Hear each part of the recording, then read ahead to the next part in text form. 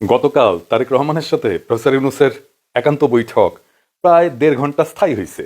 এই মিটিংটা ঐতিহাসিক ছিল, কারণ আমাদের যে আশঙ্কা ছিল যে বিএনপির প্রবল ভারতপন্থী অংশের সম্পূর্ণ করায়ত্তে চলে যাওয়া বিএনপির রাজনৈতিক কৌশলে পরিবর্তন আসছে, সেইটার আপাতত একটা মীমাংসা হয়েছে।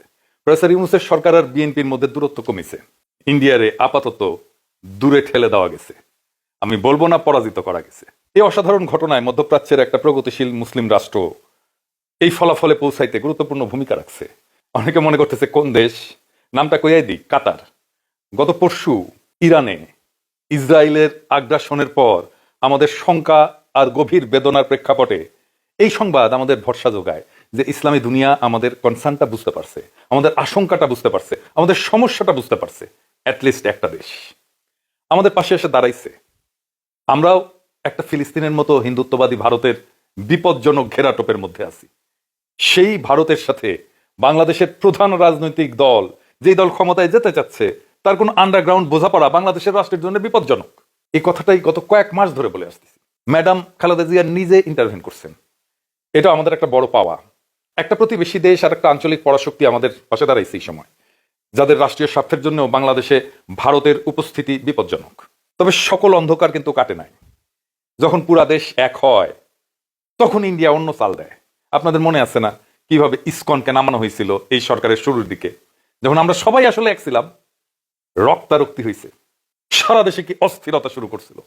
বিএনপির শীর্ষ নেতৃত্বের সাথে প্রফেসর ইউনূসের সরকারের দূরত্ব কমছে, কিন্তু বিএনপির মধ্যে যারা ইন্ডিয়াপন্থী আছে তারা তাদের পজিশন গেইন করার চেষ্টা করবে। আবারও ভারত চেষ্টা করবে একটা ম্যানুভারিং করার জন্য। আমরা জানি না ওয়াকার সাহেব কি চাল চালবে, ওনারা ইন্ডিয়া কি পানি পড়া দেবে আমরা জানি না। দেশবাসীকে সতর্ক থাকার আহ্বান জানাই। বাংলাদেশে ভারতীয় আধিপত্যবাদের সকল শক্তিকে দুর্বল এবং সম্পূর্ণভাবে পরাভূত করতে না পারা পর্যন্ত আমাদের শান্তি নাই। আমরা আর ভারতের দাসত্ব করব না, কথা ক্লিয়ার। তবে গতকালকে কি কি বিষয়ে আলাপ হয়েছে? মূলত 3টা পয়েন্টে আলাপ হয়েছে। কি সেই পয়েন্টগুলা? 1 নাম্বার পয়েন্ট, অন্তর্বর্তীকালীন সরকার গঠনের আগে ডক্টর মোহাম্মদ ইউনূস 8ই আগস্ট দেশে ফিরে ঢাকা আন্তর্জাতিক বিমানবন্দরে বলছিলেন তিনি পুরা জাতিকে ঐক্যবদ্ধ করার কাজ করবেন। এইটা ছিল ফ্যাসিস্টদের বিরুদ্ধে আন্দোলনকারী সকল দল, সকল শক্তি এবং সকল পক্ষকে নিয়ে কাজ করার ঘোষণা। বাংলাদেশে যেন খুনি, জঙ্গি এবং লুটেরাদের সংগঠন আওয়ামী লীগকে আর কখনো কোনো অবস্থাতেই বাংলাদেশে সক্রিয় হতে না দেওয়া হয়। 2 নাম্বার, স্বাধীনভাবে বাংলাদেশকে আগায় নিয়ে যাওয়ার ক্ষেত্রে সবচেয়ে বড় বাধা ইন্ডিয়া। তারা আওয়ামী লীগকে নিয়ন্ত্রণে রেখা আমাদের সার্বভৌমত্ব পুরোপুরিভাবে নষ্ট করে দিছিল। আমরা যেন আর কখনোই পুরনো সেই অবস্থায় ফিরে না যাই। আর সেটা করতে হলে সবসময় ইন্ডিয়া প্রশ্নে পুরো জাতিকে ঐক্যবদ্ধ রাখতে হবে। সে উদ্যোগ এবং কার্যক্রমে বিএনপি নেতৃত্বের ভূমিকায় না থাকলে বাংলাদেশকে প্রতিবেশী রাষ্ট্রের আগ্রাসন থেকে রক্ষা করা দুরূহ হয়ে পড়বে।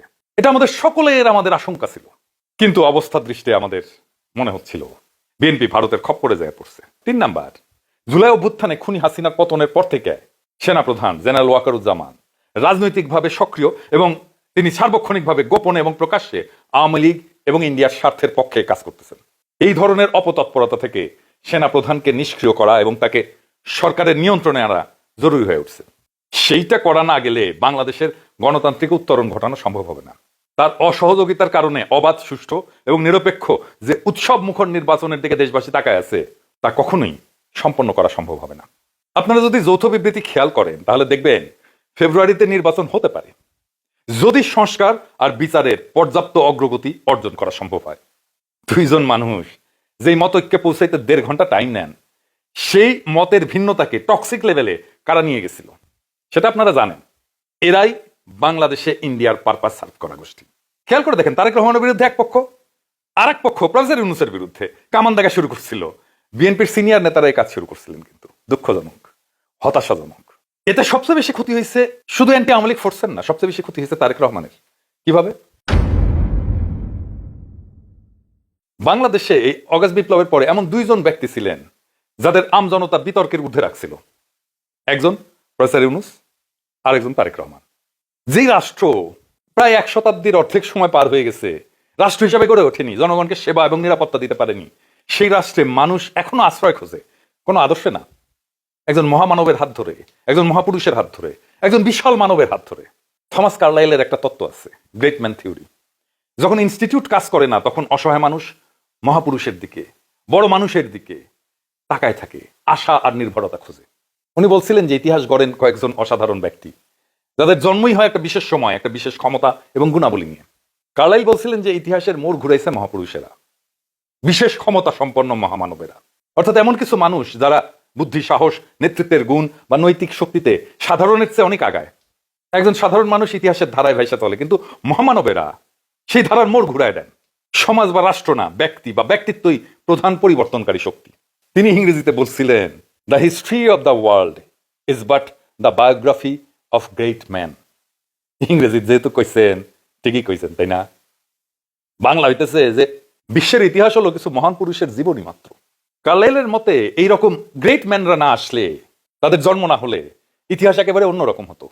যখন প্রতিষ্ঠান ব্যর্থ হয়, মানুষ তখন একজন মহামানবের পিছনে আশ্রয় খোঁজে। বাংলাদেশে তো রাষ্ট্র তৈরি হয় না, ইনস্টিটিউট দাঁড়ায় নাই, যা দাঁড়াইছিল হাসিনা তো ধ্বংস করে দিয়ে গেছে। তো মানুষ যাবে কোথায়? যাবে সেই আশা আর ভরসার কাছে। বর্তমানে অরাজনৈতিক আশার নাম প্রফেসর ইউনূস, আর ভবিষ্যতের রাজনৈতিক ভরসার নাম তারেক রহমান। 5ই আগস্টের পরে লোকজন বিশ্বাস করত যে ইউনূস সাহেব আছেন বলে দেশটা এখনো বাইচা আছে, আর তারেক রহমান আছে বলে আগামীতে একটা কিছু ভালো হবে। এই বিশ্বাসে মানুষ টিকেছিল। এই বিশ্বাসের মূল্য অনেক। এটা ধ্বংস করে দিচ্ছিল কিছু মানুষ, কিছু শক্তি। কারা কারা আশা আর ভরসার মধ্যে যুদ্ধ লাগাই দিছিল, আর দুইজনের ইমেজ ড্যামেজ করছে। প্রফেসর ইউনূসের শেষ সময়, উনি আর কর্মক্ষম থাকবেন কতদিন? উনি অনেকদিন আমাদের মধ্যে থাকেন, আমরা চাই, কিন্তু বাস্তবতা তো সেটা না। ওনার অনেক বয়স হয়েছে। প্রফেসর ইউনূসকে নিয়ে কি যাচ্ছে তাই কথা বলছে বিএনপির নেতারা, শীর্ষ নেতারা। তাহলে ক্ষতিটা হয়েছে কার? তারেক রহমানের সবচেয়ে বেশি। কারণ তিনি অপেক্ষাকৃত তরুণ এবং তিনি আরো অনেক দিন আমাদের নেতৃত্ব দেবেন। যে সমাজে রাষ্ট্র ব্যর্থ, সেখানে মানুষ এই মহামানব, মহাপুরুষদের খোঁজে। কিন্তু যদি সেই মহামানবরাই ব্যর্থ হয়, তাহলে একদিন সেই বিশ্বাসটাও শেষ হয়ে যায়। তখন সমাজ শুধু রাষ্ট্রহীন না, আশা ভরসাহীন হয়ে পড়ে। এই প্ল্যানটা কার? এইটাই ইন্ডিয়ান প্ল্যান, এবং তারা প্রায় সফল হয়ে গেছিল।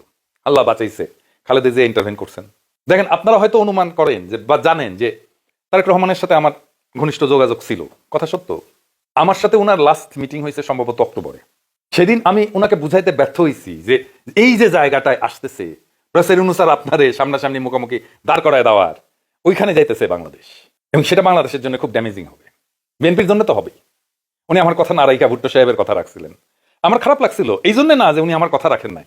আমার খারাপ লাগছিল যে বাংলাদেশের পলিটিক্যাল ভরসাকে আমি প্রোটেক্ট করতে পারলাম না। আমি চেষ্টা করছিলাম। ওনার সাথে তো রাজনৈতিক সম্পর্কের বাইরেও আমি ওনাকে পছন্দ করি। আমি ম্যাডামকে অসম্ভব রেসপেক্ট করি। আফটার অল জিয়া পরিবারের প্রতি তো আমাদের সমস্ত জাতির একটা কৃতজ্ঞতা আছে। আমার মনে আছে তারেক রহমান আমাকে বলছিলেন যে দাদা, আপনার একটা রাজনীতি আছে, আমি জানি, আই রেসপেক্ট ইট, আমাদেরও একটা আছে, আপনি আপনার রাজনীতিটা করেন, আমাদেরকে আমাদেরটা করতে দেন। আমি থমকে গেছিলাম ওই কথাটা শুনে, কিন্তু আমি ওই সময় থেকে বাংলাদেশের রাজনৈতিক ভরসার কাছ থেকে এই কথা শুনে আমি অরাজনৈতিক আশাকে আঁকড়ায় ধরছিলাম। আপনারা জানেন আমি প্রফেসর ইউনূসের সরকারের শ্যাডো ক্যাবিনেট বানাইছিলাম। সেই শ্যাডো ক্যাবিনেটে যারা আসছিলেন তাদের অনেকেই পরে ক্যাবিনেটেই ঢুকে গেছেন। আমি তীব্র সমালোচনা করতাম প্রফেসর ইউনূসের সরকারের, কারণ আমি মনে করছিলাম যে এটার দরকার আছে। তখন আমি আমার রোল বদলাইলাম। অনেকে বলে কি মন্ত্র দিয়ে গেছে আমারে, আমি কেন সমালোচনা থেকে প্রফেসর ইউনূসের পাশে এসে দাঁড়ালাম। এটাই কারণ ভরসাহীন হইয়া আশারে আঁকড়ায় ধরা ছাড়া তো উপায় নাই। যারা আমাকে ঘনিষ্ঠভাবে ফলো করেন তারা জানেন, খেয়াল করছেন, গতকালের এই যে টার্নিং পয়েন্ট বলতেছে বিএনপি, এই পয়েন্ট নির্মাণে আমি নিরন্তর কাজ করে গেছি। আমি সামান্য হইলেও আমার শক্তি দিয়া কাজ করে গেছি। আমি ইতিহাসে সেই দায়িত্ব পালন করছি। এখন তারেক রহমানের উচিত, যারা এই জায়গায় ওনারে ঠেলে দিছিল, তাদের থেকে দূরে থাকবেন। আমার কাছে আসার দরকার নাই। আমি সবসময় আপনাদের শুভকামনা করব। দলে ওদের স্পেস দেবেন না, দলে ক্ষতি করবে তারা। দেখেন, এই যে এই মিটিং হইলো, এই মিটিং এর আন্ডারস্ট্যান্ডিং এর অন্যতম প্রধান কুশীলব ডক্টর খলিল। ওনার বিরুদ্ধে কি স্মিয়ার ক্যাম্পেইনটা চালানো হয়েছে। উনি যেন কাজ ছেড়ে দেশ ছেড়ে চলে যান, এই ব্যবস্থা করছিল কেউ কেউ। কারা কারা করছিল আপনারা জানেন, আমি তাদের নাম করতে চাই না। ডক্টর খলিল যদি না থাকতেন, এই কাজটা কে করতো? এই কাজটা যেন কেউ করতে না পারে। এই কাজটা যা হতে যাচ্ছে, সেই জন্য ঠিকানি ছিল ইন্ডিয়ার কাছ থেকে অনেকেই ইন্ডিয়ার পেছনে কলকাঠি নাড়ছে, চন্দন নন্দী হুক্কা হুয়া করছে, আর এই দিক থেকে ক্যা হুয়া করছে। চিনে রাখেন তাদের, ওদের ব্যবস্থা করতে হবে। এরা বাংলাদেশের শত্রু, ওরা ইন্ডিয়ার লেসপেন্সার, ওরা ইন্ডিয়ার শক্তি। আমি কখনো বিএনপি করিনি, করবো না। বিএনপি ক্ষমতায় গেলে আমি বিএনপির সমালোচনাই করবো, অপোনেন্টই থাকবো। কিন্তু আমি বিএনপির শত্রু না, আমি অপোনেন্ট। এইটা মাথায় রেখেন। পলিটিক্যাল অপোনেন্ট আর শত্রুর মধ্যে তফাৎ আছে। আওয়ামী লীগ আমার রাজনৈতিক শত্রু, হিন্দুত্ববাদীরা আমার রাজনৈতিক শত্রু, বামেরা আমার পলিটিক্যাল অপোনেন্ট, শত্রু না। বিএনপি আমার পলিটিক্যাল অপোনেন্ট, শত্রু না। এখন জানতে চাইতে পারেন যে জামাত আপনার কি লাগে, বা এনসিপি কি লাগে, বা এবি পার্টি কি লাগে। আমি বলবো এবি পার্টি এলাই, আমার চিন্তার সাথে তাদের চিন্তা মেলে, এক্সচেঞ্জ হয়। এনসিপি বা জামাত সম্ভাব্য এলাই, এখনো এলাই হয়ে ওঠেনি, এখন এলাই বলতে পারতেছি না। এলাই হওয়ার জন্য আন্ডারস্ট্যান্ডিং এর একটা লেভেলে পৌঁছাইতে হয়। যাই হোক, পরিশেষে আমি চাইবো তারেক রহমান আর প্রফেসর ইউনূস জাতির আশা এবং ভরসা হয়ে থাকেন। যতদিন না আমরা ইনস্টিটিউটগুলো করতে পারি, তারেক রহমান এবং প্রফেসর ইউনূসের রাজনৈতিক বোঝাপড়া দীর্ঘজীবী হোক, জাতি আশ্বস্ত হোক, জাতির আশা আর ভরসা একসাথে পথ চলুক। পুরো জাতি আপনাদের পিছনে থাকবে। ইনকিলাব জিন্দাবাদ।